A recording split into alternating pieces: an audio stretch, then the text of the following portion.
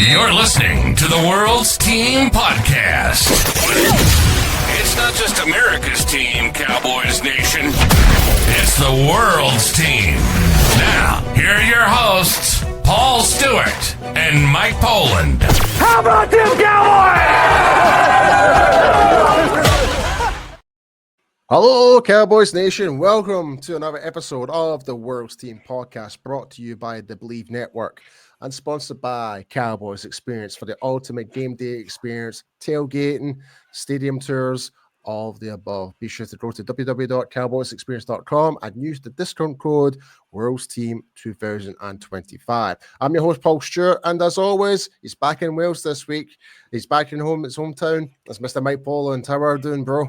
Yeah, good. As you say, back after our weekend of alcoholic activity, is what it was. Although the idea we was didn't go mental. Let's be honest. It was nice and civilized, chilled. We had a good couple of drinks. Some steaks. Yeah, we recorded the show back at my place, and last week, if you haven't checked it out, we were mostly testing out our brand new equipment to make sure that we're good for November, which we have some big plans lined up for that. So be sure to stay tuned for that. But yeah, man, I had a great time. We were over. And the big one, Paul, from last weekend. Like, tested the equipment out, put together everything, a plan for Thanksgiving, but we secured our tickets for 2 games. Yes, we are going to not only just the Thanksgiving game against the Kansas City Chiefs, we're going to go to a divisional game. We're going to be in Arlington to see the Cowboys play the Eagles. Let's go. Yeah, boy. And fair play as well. It was, so we're going through Cowboys Experience and, got a good relationship with them. They're sorting out the tickets and they've gone, do you know what? For the work you've done, have these on us. We were like, wow. Yeah. It's honestly, I was like, dude, you didn't have to do that, but yeah. Hey, but yeah, man, we're absolutely thrilled. So, but yeah, man, Mike, what's been happening with the Cowboys? There's actually been quite a few things that have happened. Yeah, I mean, should we start off with the good news or the bad news? Let's start with the good news. The good news. The good news is, so everybody's been watching what's happened in the NFL with the second round draft picks. That there was an issue where a certain NFL team signed their second round draft pick to a complete. The entire contract was guaranteed. So that caused a lot of stir. A number of NFL players that were taken in the second round have kind of not signed a contract. Hasn't worked out well for a certain Browns running back. That may come back to bite him on that one.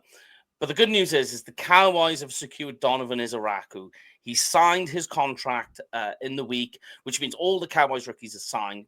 Big one though is that second round one. Teams are really, really struggling. That at the moment, the debacle is just doing the rounds in the NFL. There are second round draft players just absolutely not wanting. They all want the same or similar. The Cowboys have come to an arrangement with Donovan Ezeiruaku where it isn't completely fully guaranteed. It's enough. It was obviously enough to get him to sign. Yeah. So that's good news because I know for a fact, and people who watch and listen to the show will know this, that Donovan Ezeiruaku was, for you and me, one of the best draft picks, not just by the Cowboys, but in the draft. Yeah, no, totally. Like when we saw him getting announced, we were like, holy crap, this is going to be fun. This is going to be fun. Like he's multiple awards as a defensive lineman at Boston College. Like he's just an absolute freak of nature when he's in the line of scrimmage. So I was excited when we got to draft him there. So, but yeah, and obviously the whole debacle with all these second round contracts right now, it's becoming, I'm sorry, but it's becoming an absolute joke. Yeah. It's like, and for that particular team that did that, it's like, shame on you. And here's the way I look at it, right? And the reason I'm saying shame on you, you're now putting yourselves up other teams at a ransom now, and you've just caused an absolute headache for not just yourselves, but for other teams. But my problem is, And it's nothing. I can totally understand from the player's perspective. There's nothing wrong from their part. Like try and get as much money out of their contract, like within reason. Squeeze the NFL for all it's worth. And I don't blame them for that. But Definitely. at the same time, you need to think, like, as the employer, what this particular team did. It's like, if I was going into any other job, right, and I wanted like 3 months in advance, employers would be like, "What? No." Yeah. It's like it should be treated like any end of the day, you're an employee of this football team. You're even though you're a star football player, you're coming out of college, but in fact, this is actually your first actual job to go into, and you're earning up all this money. It seems quite old. Like, so it's setting the wrong precedent, in my personal opinion. It's like my way is like you need to earn it. Like, and we talked about the whole Keyshawn Judkins scenario. That's just insanity. Like, if that was the Browns, like, and they did give him a fully guaranteed contract, and he already signed it, then got himself into the trouble, which we're not going to mention. It's pretty bad. Yeah. But the Browns would be absolutely be screwed. They would be screwing, like, they'll be scratching their heads, like they're just basically lost X amount of millions of dollars. Just out. That's it. Done. All done. Unless there was an actual clause in there, they said they can actually retract that back, which was unlikely.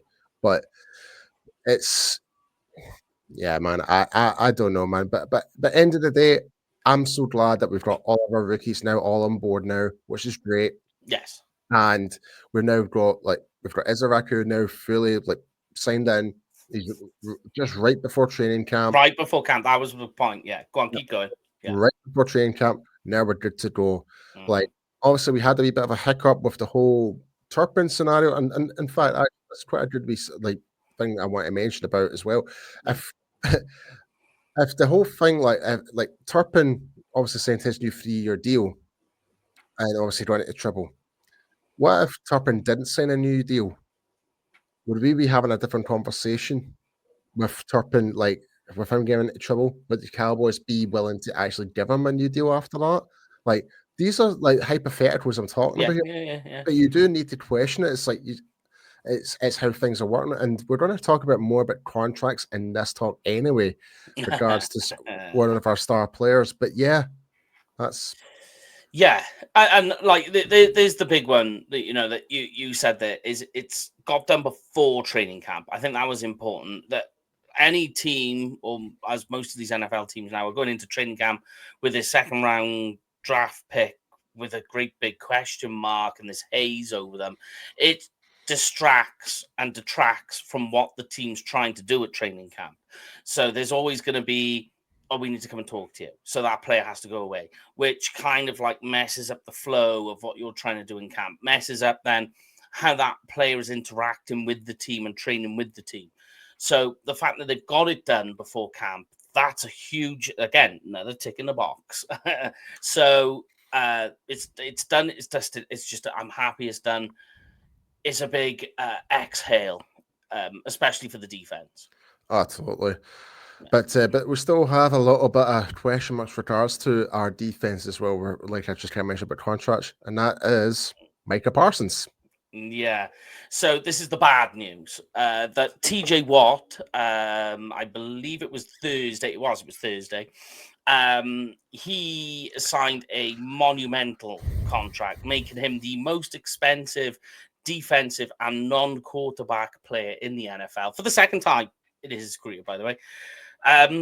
Basically means he's going to be a Steeler for the rest of his life by this contract, signed on a deal that earns him $41 million per year, which is huge. And that's done before the Cowboys have got Micah done. Do you know what's actually quite funny? And somebody kind of raised this on X, is that JJ Watt, his brother's career earnings was $123 million. And this 4-year contract that TJ just got there is just over precedes that just. Yeah. And what's funny, though, is I don't know if you've seen TJ Watt. He's made comments and he's like, yeah, you can guarantee I'm not putting my hand in my wallet when he's around. Oh, yeah, he's like, best assured, I am not putting my wallet out for dinner. Yeah. I think was the reference. Something like that. Yeah. It was Yeah. down those lines. And it is funny, and that, that's just typical brother thing. At the end of the day, different eras and But yeah. like, I'll be honest. Not if I had a rich older brother, so why the hell should I pay? Oh yeah. And it's not like JJ Watt's out of pocket either, mind. He's made, and he still continues. He owns to a make money. football team. Yeah, exactly. And he continues to make. Like, my point is, JJ Watt continues to make money, and doing various other things as well. But in terms of the Cowboys, that means that TJ Watt has reset the market. That means Micah Parsons now has a level of foundation for him to go off on what he can demand, which means that because the Cowboys, yet again, like they did with Dak, took their time in trying to not connect the dots, but do this extension, get it all signed, sealed, and delivered, means now they're going to be, Micah can demand, he could say, look, I think I'm worth more.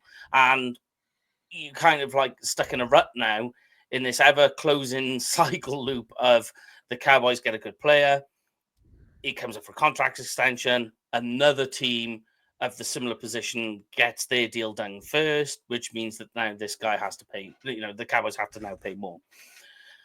The other bit as well that stings, I think, on this is on the other angle is the fact that this is TJ Watt, a player that the Cowboys could have drafted if they hadn't taken Taco Charlton.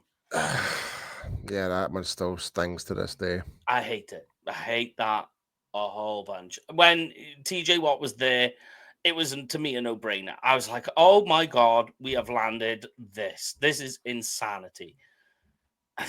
So when you come around to this and you're in this situation, you kind of go, oh, this is just like more salt in the wound.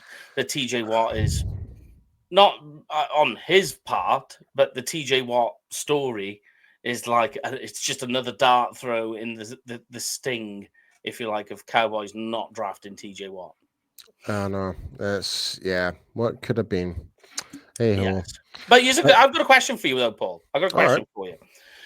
On the terms of the Micah Parsons deal not getting done, the extension, who do you blame? Is it Micah? Is it the agent? Is it the team? Is it a whole host of different things? Who would you blame for Micah not being done at this stage? I wouldn't blame it on Micah. He has came out publicly and really says, "Yeah, I want to be a Cowboy for life." He he wants the deal done. Yes, I think it's more between the agent and the front office, but I would say more so slightly on the front office. I agree. Because the reason I'm saying that, because currently right now, we're sitting at 32.6 million in cap space right now. Mm-hmm. Micah Parsons' base salary for this year is 24 million. As of it's his existing contract. Like his cap hit. Yeah. Yeah, his cap hit, right?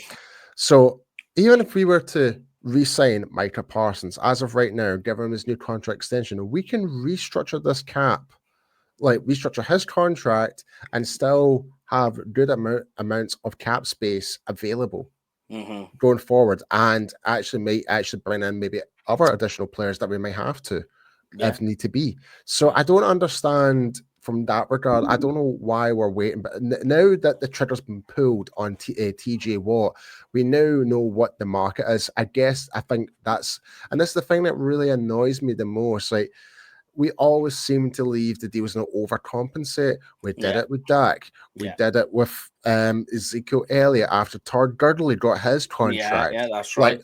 Like we could go on forever. Like, mind the situation with who was our defensive end that went to Denver? We tried to be saying yes. Yeah. Second rounder from Nebraska. Randy Gregory. That's the one. There we go. Yeah, the issue we had in my head. Yeah. So basically, Randy Gregory, like, we were willing to, like, just last minute, we were willing to throw out this X amount of money, and he decides to go to Denver. And I'm just like, but thank God, like not saying thank God. I loved Randy Gregory, but as a player. Yeah, as a player, but I was just like, man, that amount of money for a guy is really hardly featured much. I'm just like, we're well overcompensating. And just seeing it with other time and time over again. Like there's the whole CD Lamb. We waited till Justin Jefferson got his deal. Yeah. Like, Yeah. and you're just now obviously Dak Prescott got his new contract last year. Like that's kind of resetting the market as well. Like you just kind of like, what do we have? Just like some type of syndrome where they just love resetting markets? Like it's like why can't we just like Get a deal done. get ahead of the curve, get our players signed early, and actually try and bring up more players to actually help this football team and win a Super Bowl? That's my issue. Yeah. Why can't we do that with Micah Parsons? We've got not just us, but multiple Cowboys content creators are saying the exact same thing. Our good friend J Tuck, your guy Nix, Law Nation, you name it. Everybody's saying, let's get Micah signed ASAP. Because the longer we leave it, the more expensive it's going to become. Yeah. Because if we go into like week 5 and there's no contract extension and Micah's on fire, that's going to increase the value even more. Yeah. It's not going to be a $42 or $43 million contract for Micah Parsons. It's going to be like a 45 to 46 a year. And then you think you're wrapping up in 2 players. Then you're wrapping up like over 100 mil against the cap, just because you couldn't get a deal done early enough. Simply because no other reason than we just waited too long. And here's a wee thing as well. Like looking at what Bill Belichick did with the Patriots, right? He never really did the whole big massive contrast. And look at the success that brought him at New England. Like he always even if they draft they never really had like early round draft picks with like Belichick in the realm during the Brady era. Never did.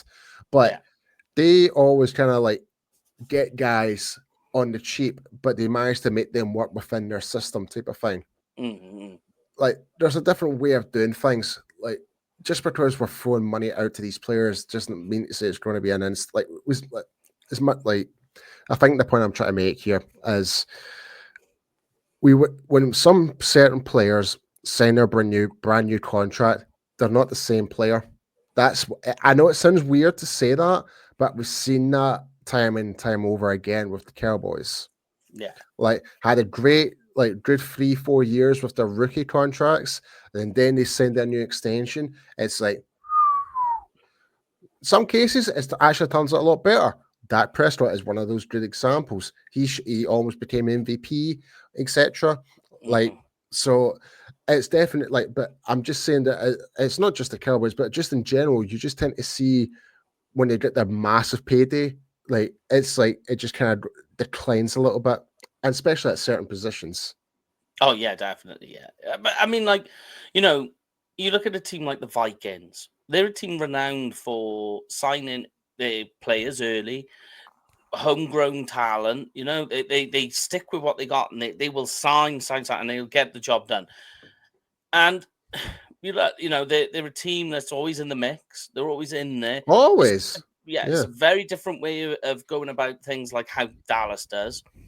But you don't hear. I know they have in the past, but you never hear of like, oh God, yeah, we're struggling here, because they get their contracts done early. At this stage, like, I'm not in panic with Micah, because I'm not in panic. I'm just so I know the deal will get done. It definitely will. It is going to get done. My bet is I'll tell you what. Let's put a little, not a bet, but let's put a guessing game on the go. When exactly do you think the contract is going to get signed? I'm going to say day 3 of training camp. And I'm going to say more like roundabout after the second preseason game. Okay. Yeah, roundabout then. Like, you think Dak got done at the last minute, like literally. Yeah. Deadlines make deals. Well, it was literally on the way to the stadium in Cleveland. Yeah. It was literally last minute. So that's I think that's roundabout when it'll get done, my prediction. And then anything after that, then you'll start to see me sweat a bit. I'll be like, still not done. And if we get into week 1 and it's still not done, then I'm like, they've got other plans, yeah. That would be my thought. Yeah. I mean, this is the issue I just have with this whole scenario. Like we're just so notorious for leaving contracts way too late. Yeah. And we're the ones that we basically brought, like the Cowboys brought in the salary cap concept to the table. They did, yeah. And since they have, it's bitten them. And I'm just like, come on, guys. Like, you guys brought this rule in. You guys should be the masters of it. Like, we should be getting these deals done early. Like, yeah, we've got faith. We're doing great with the cap right now, but we're not doing anything with it. Yeah. We're not getting Micah signed. It needs to happen now. Yeah. And go on. Get Micah signed now. Yeah. And you're talking about that, but you think as well that Jerry Jones has been in this business long enough and he's seen talent come in and come out. So you would have thought by now he's learned the system, learned as well a philosophy on how to do these things. But the philosophy always seems to be the same. And it's another example again of you've just left it too late. And it doesn't make, for me, any sense. I would say that's probably one of the most annoying parts of being a fan of our franchise is we're seeing these other teams getting these deals done early and they are secure for the next 4 to 5 years in terms of that. Whereas us, it's like building up the media attention, then it finally happens. I'm like, you're adding more stress to the fans by doing that. Stop it. Please, Jerry, we beg you. Just get the deals done sooner. It's going to be cheaper for you. It's going to be better for you. Just get the deals done quicker, please. Yeah. Like, you don't have to wait till the last minute. Like, you could be like, oh, we're giving him his 5th-year option. While you're in that 5th-year option part while they're playing, you could be sitting down with the agent for like that next year and be like, there we go. And you could be within 6 months of talking, you could be like, there we are, this is what we'll do. And then come like December or wherever you're at, or come the new year, there we are, we've given him his new contract. Done. And it's all forgotten. Don't have to worry about it. Here's my oh God, what's the word? Not assumption, but my what I think is happening right now. I think that agent and the front office are obviously talking, but now it's all down to the TJ Watt deal. It's all going to be based on that because they knew that his was going to be due up much, and they knew Steelers were going to pull the trigger sooner. So I also think that GMs or front offices and agents are all talking to each other. Oh, 100%. Micah's agent's going to be talking to TJ Watt's agent. At the same time, the Cowboys front office is doing the same, as well as the Steelers front office.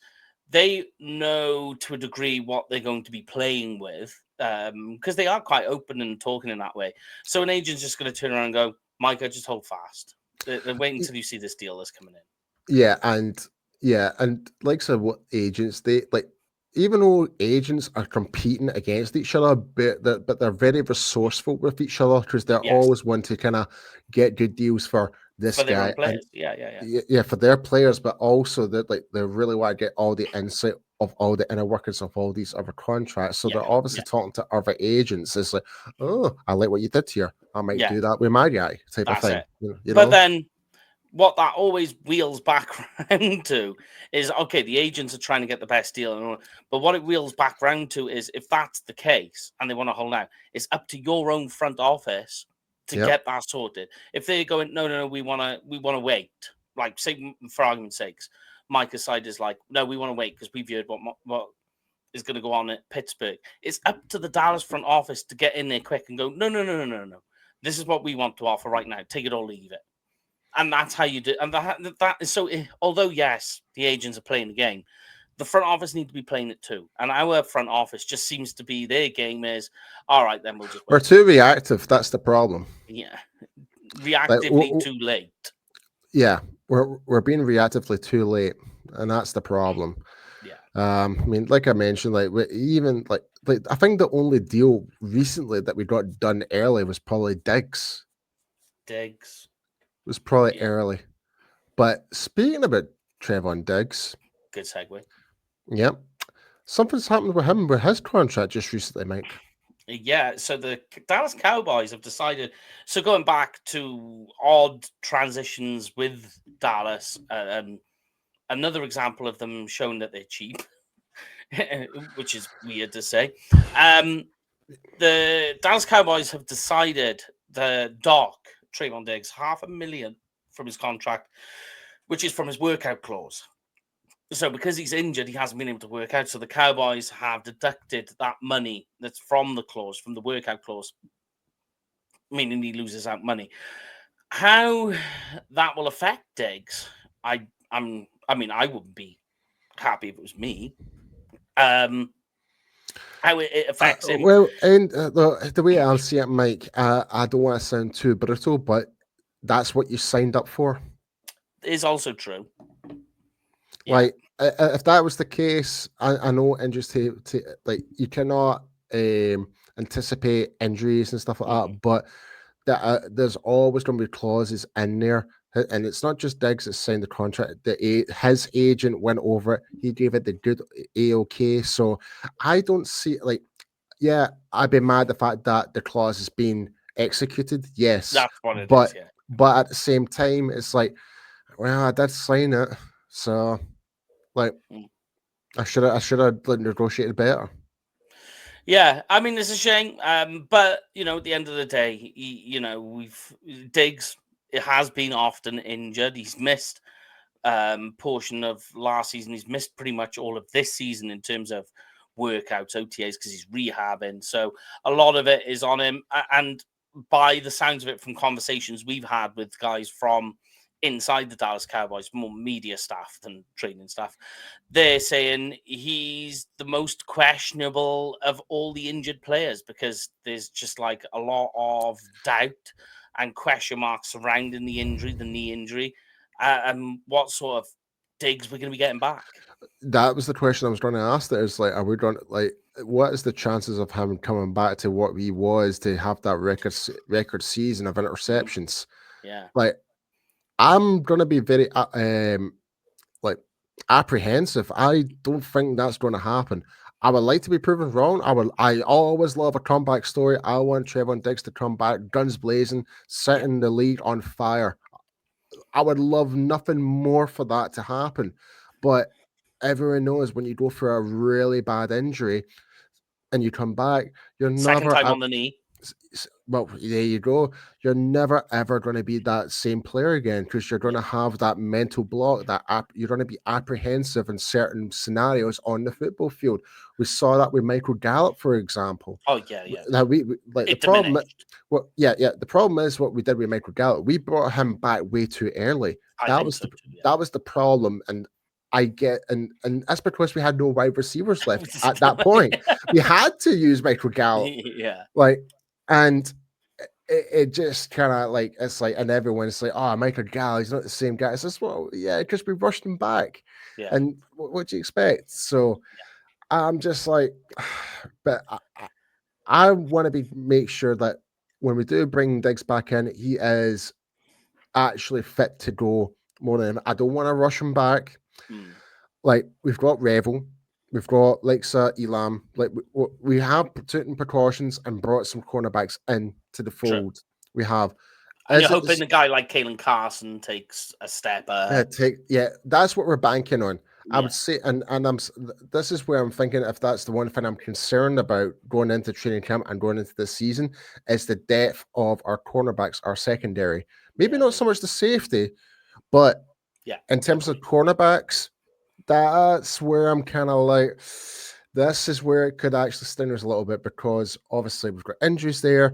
Revel is obviously has a history of injuries. He's going into his rookie season, etc. Bland was coming off a injury from last year. And he had a down year. Yeah, well, I wouldn't say a down year, but yeah, it wasn't in comparison to 2023. Yeah, exactly. So that's where I'm kind of at with it. So if that's my concern, it's that. And especially if you're going to training camp and you've got Lamb, Pickens, I mean, the host of wide receiver threes that they've got. Yeah, you're going to get your money's worth of getting a good working out with these guys. Yeah. So, but if anything, it's going to be a good benefit to these guys, like Kalen Carson, like going one-on-one with like Tober and I Lamb know what you're on a saying. regular basis. Steel sharp and steel. Yeah, exactly. And that's what I keep saying about the O-line, D-line, iron sharpens steel. Yeah, I think I agree. Cornerback depth, because beyond Deron Bland, and we're saying Deron Bland had a down year last year. Okay, yeah, he didn't get into the season till like week 8, week 9. So he's kind of starting off slow because he's got to try and get back into game shape, because you might be healthy to come back, but you're not going to be game ready in that sense. So you got questions there. Diggs is a big question mark. Revel, you're hoping the questions get answered, because by the sounds of it, he's okay. But until you see it, that at this stage, it's talk on paper. So yeah, and then you bring back you bring in Elam. He comes in with production issues since he got drafted.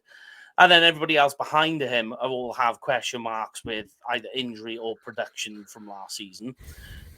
But the only other place I think where training camp you've got question marks at that level is running back, because you look at this running back core that we've got. The only two things that are the same is Deuce Vaughn, which I think we're all in agreement. There's not much there in terms of running back.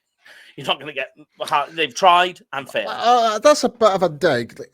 I'm not going to lie, Mike. Like, don't get me wrong. Like, where he was at Kansas State, I thought he was pretty exceptional. But it's how you utilize Deuce Vaughn.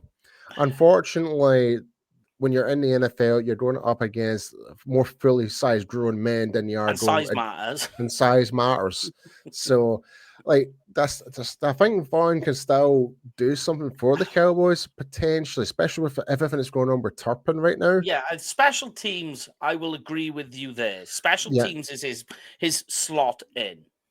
Yeah, but in terms of like being like the expectation to have him as like a second string, third string running back, maybe not so much, because we've got more established guys in the building now with Williams again, question mark. Sanders is probably the most like one I would actually feel most comfortable with at this moment. And doesn't have injury history. He's got years on the clock. He's got the experience. He knows other teams he's been with multiple teams, so he can get a good grasp of how to work with different coaches that way. I think him coming on board is actually a good thing. Whether he'll make the final roster, I don't know. But with like Jaden Blue, rookie, and also Phil Maffa, rookie, there is a lot of question marks when it comes to the running back group. It was a desperate need going into this year's draft. We did somewhat address it. We did bring in Williams. We did bring in. It is a completely 360. It's an overhaul of the running back core. So it leaves you with questions. Yeah, but I think the question is, do I feel scared or concerned? I don't know. Is the question, is the answer. It's the best way to go on that one. Like we just don't know yet. Like, from what reports have been telling us, etc. Like, we've had some positive feedback about the running backs, how they've been kind of especially under Clayton Adams and Conor Riley. Like, that to me is going to be the centerpiece of how this running back core is going to function. Is these two guys, even though they're both O-line minded, but Clayton Adams is our offensive coordinator, but with our running backs coach as well. We just need to wait and see and find out. We'll get to see that when it comes to training camp. It's just that if you was to say going into training camp, two positions, I'm in agreement with you, and I think most people would be too. Yeah, it's cornerback first. That is a huge concern. The other side is the running back, not because of injuries, but just because you don't know what you've got. You don't know how these guys are going to, not just how they play individually, but how they play as a unit. So, who's your 1, 2, 3, and how do they all complement each other, and how will it all work once you bundle it all together? Although the injury side, there is a question mark, more with Javonte Williams, because he has the massive knee injury 2 years ago. Now, last season, that clearly took a knock on him because he struggled. He struggled to even get starting snaps. But you're hoping that this season kind of expected when you're just coming back from injury. So maybe this reset. That injury especially. I mean, literally, he tore every single muscle in his knee. Every tendon was just shattered. It was gone. It wasn't just an ACL injury. So you're hoping that you get returns on this move by the fact that he's a year removed from that nasty knee injury. Yeah.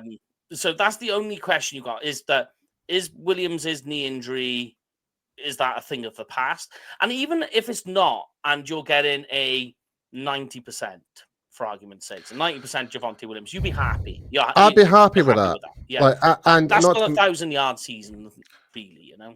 Well, it wouldn't be far off it, I think. Yeah. But I think it's more the fact, like, I'm not really caring about how many yards, how many rushing yards we get.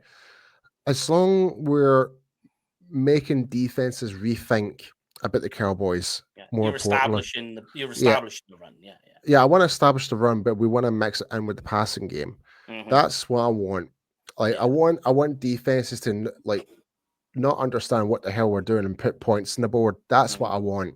Like, the game plan doesn't become just cover CD line. The problem we have for the past couple of years, and this is no disrespect to Mike McCarthy, we were too predictable. We were becoming like the Jason Garrett era again. But flipped. Yeah.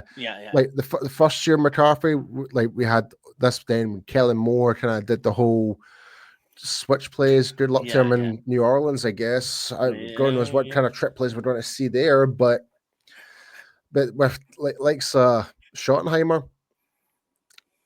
And this is it's a big question what this whole season going forward is we just don't know. Yeah. We don't know. Of a lot of positions. Defensive end is another one. It could be, but I guess the way to finish off the show is like we're seeing multiple like reports now is that people are thinking the Cowboys are going to be one of the worst teams in the NFL. I think that's fairly unfair in that regard. Like, I'm like, not because I'm a Cowboys fan, but we just don't know what we're getting. Like, if you have a coach that was terrible the year before and he still has his job, what makes that how's he being rated higher? Like, for example. Yeah, no, I agree. Like, whereas here it's a complete rebuild. Like, in a way, new coach, new coaching staff, new philosophy. We've made trades. We drafted well. We've solidified our old line again. Bringing in Tyler Booker. Made some good free agent moves. We've brought in like Ezeiruaku. Finally, we've got him signed. Like, we've made the trade for Pickens, so we've made some good moves. So, and I'm just like, the recipe's there. We just need to see it in action to really get so we can actually see what our expectations are. Yeah. That's where I'm at. For all these news outlets to say, oh yeah, I think the Cowboys are going to be like 31st or 32nd in the league. I was like, based on what? Like, and they're not even like giving Dak the time or day as a top 10 quarterback. But I'm sorry, and I do need to say this. Like, if you were to take away Jalen Hurts and the tush push, he would have the same statistics as Bryce Young. I'm sorry. And it makes me laugh that you watch some of the analysts and fans will say it too, and they'd be like, you know, they put some of these, you know, like I've seen rookie quarterbacks ranked higher than Dak, and then you see like Justin Herbert's ranked higher than Dak, but their argument, he's never even won a playoff game. He's not even been to the playoffs. That's the point. And then they'll turn around and they'll say, "Oh, Dak chokes in the playoffs," and then you have Justin Herbert ranked higher, and you're like,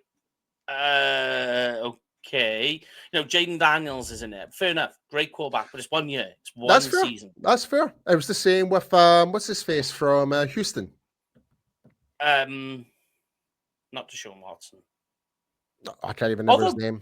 Deshaun Watson was ranked. Well, when he first came into when he first came into the league, he was good. He was good. He beat us back in 2017. True. Oh, sorry, 2018. I mean, sorry, 2018. He was a good quarterback. It was just unfortunate with everything else that happened. But we're not going there. but I got one though for everyone to put in the comments. I think if you liked a question, I'll pose, Yeah. and we can close the show on this, is in training camp, what position battle are you most excited to see? Let us know in the let us know in the comments on YouTube, or just let us know on social media what you guys think. But I'll give you my answer, Mike, and you already know my answer.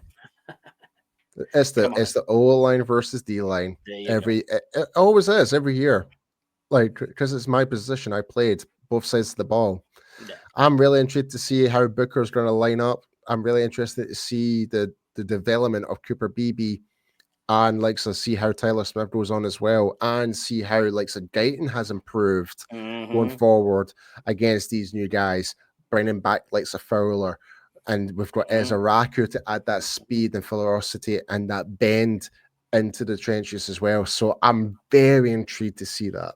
Yeah, I'm going to go the other way. I'm going to say the starting cornerbacks, and I know this has been quarterback heavy, but the starting cornerbacks against the likes of Lamb, Pickens, and say Tolbert and Flournoy. Yeah, it'll be interesting to watch, man. But yeah, folks, that is the end of this episode. But be sure to go and check us out on every part of social media, Facebook, Instagram, you name it.